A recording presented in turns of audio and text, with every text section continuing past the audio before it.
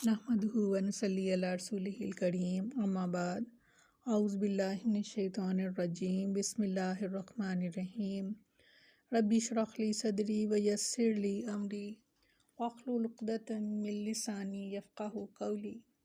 अस्सलामु अलैकुम व रहमतुल्लाहि व बरकातुहू। कैसे हैं आप सब? इंशाअल्लाह खैर व आफ़ियत से होंगे। इंशाअल्लाह अल्लाह ताला आप सबको अपने हिफ्ज़ व मान में रखे, आमीन सुम्मा आमीन। पहला पारा सूरत बकरा। व आमीनू और ईमान लाओ बिमा उस पर अंज़लतु जो मैंने नाजिल की, मुसद्दिक़न तस्दीक करने वाली, बिमा उसकी माअकुम जो तुम्हारे पास है, यानी पहली किताब है।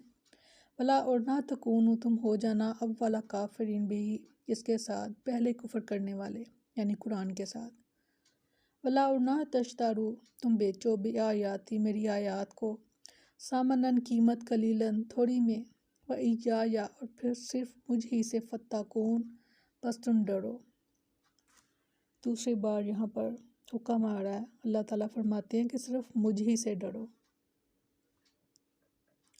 फरमाया कि इस पर ईमान लाओ जो मैंने उतारा, यानी कुरान।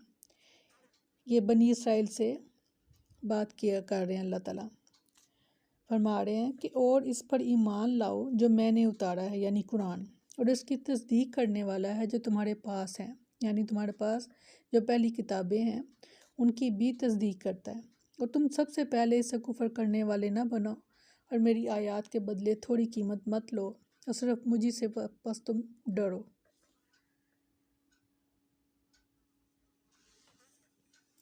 थोड़ी कीमत का मतलब ये नहीं कि ज़्यादा कीमत ले लो, बल्कि मतलब ये है कि आयात इलाही के बदले में पूरी दुनिया भी मिले तो मताए कलील है, बेशक कोई शक नहीं। सूरह बकरा में फरमाया, और बस इन लोगों के लिए बड़ी हलाकत है जो अपने हाथों से किताब लिखते हैं, फिर कहते हैं ये अल्लाह के पास से है ताकि इसके साथ थोड़ी कीमत हासिल करें। बस इनके लिए बड़ी हलाकत इसकी वजह से है जो इनके हाथों ने लिखा, और इनके लिए बड़ी हलाकत इसकी वजह से है जो वो कमाते हैं।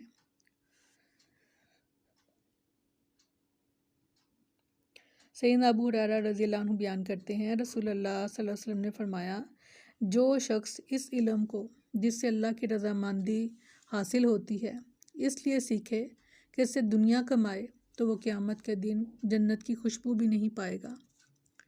सैयदना अबादा बिन सामित रज़ियल्लाहु अन्हु से रवायत है, कहते हैं, मैंने अहले सुफ़ा के कुछ अफराद को कुरान पढ़ाया और लिखना सिखाया, तो इनमें से एक शख्स ने मुझे एक कमान तोहफे में दी।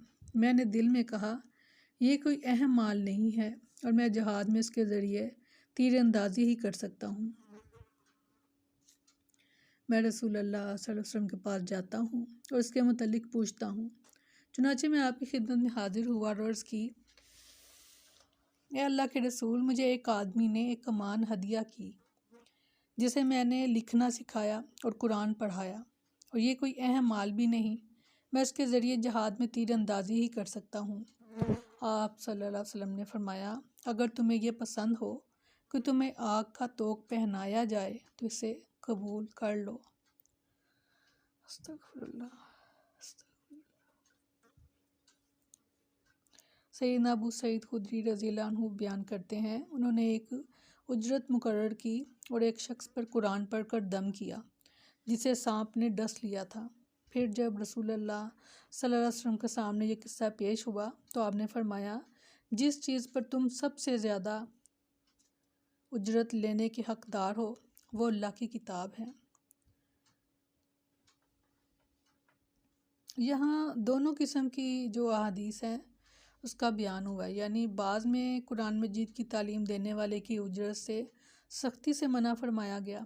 इससे मुराद ऐसे लोग हैं जिनका पेशा ही मांगना होता है, भीख के लिए इस्तग़फ़ार, कुरान को इस्तेमाल करना, क्योंकि ये कुरान की अज़मत और हुर्मत के मुनाफी है।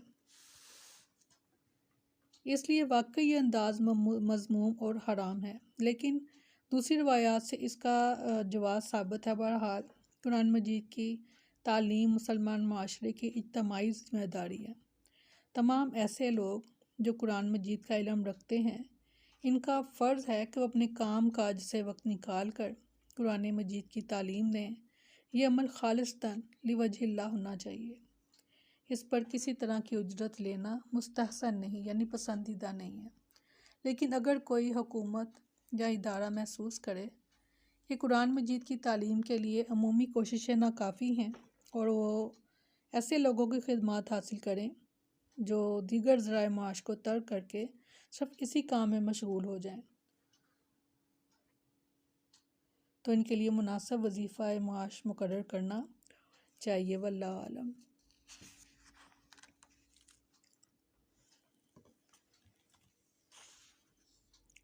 سب سے پہلے کافر بننے سے مراد یہ ہے کہ تم جانتے ہو کہ آپ صلی اللہ علیہ وسلم اللہ کے رسول ہیں، کیونکہ پہلی کتابوں میں بھی آپ صلی اللہ علیہ وسلم کے بارے میں تحریر تھا۔ تو یہاں اہل کتاب سے کہا جا رہا ہے کہ تو حالانکہ تمہیں معلوم ہے کہ آپ صلی اللہ علیہ وسلم اللہ کے سچے رسول ہیں، تمہیں تو سب سے پہلے ایمان لانا چاہیے تھا۔ اس کے برعکس اگر تم ان کے ساتھ کفر کرتے ہو تو پہلے کافر ہوئے جو جانتے بوجھتے ہوئے کفر کر رہے ہیں۔ اس سے پہلے مشرکین مکہ نے جو کفر کیا تھا وہ جہالت کی وجہ سے تھا، اس لیے اشکال لازم نہیں آتا۔ یعنی انہوں نے تو جہالت کی وجہ سے کفر کیا، نہیں مانے، مگر تم تو پڑھے لکھے لوگ ہو، یعنی کہ تم پر کتابیں اللہ تعالیٰ نے اتاری اور پھر کتابوں میں آپ صلی اللہ علیہ وسلم کا ذکر خیر تھا، نام تک درج تھا، تورات میں، انجیل میں آپ صلی اللہ علیہ وسلم کا ذکر خیر تھا، اور آپ صلی اللہ علیہ وسلم کے قبیلے کا نام، آپ کے والد کا نام، آپ کی والدہ کا نام، اور آپ کی جائے پیدائش، آپ کا اپنا نام، یہ ساری صفات جو تھیں پہلی کتابوں میں لکھی ہوئی تھیں۔ تو یہاں پر اللہ تعالیٰ ان کو یاد دلا رہے ہیں کہ تمہیں تو سب سے پہلے ایمان لانا چاہیے تھا، کیونکہ اس میں تمہیں تو معلوم تھا کہ اللہ کے رسول آنے والے ہیں، آخری نبی آنے والے ہیں اور ہمیں اس کی پیروی کرنی ہے۔ مگر اگر تم نے انکار کر دیا تو سمجھو کہ تم پہلے انکار کرنے والے، یعنی پہلے کافر تم خود ہی ہو۔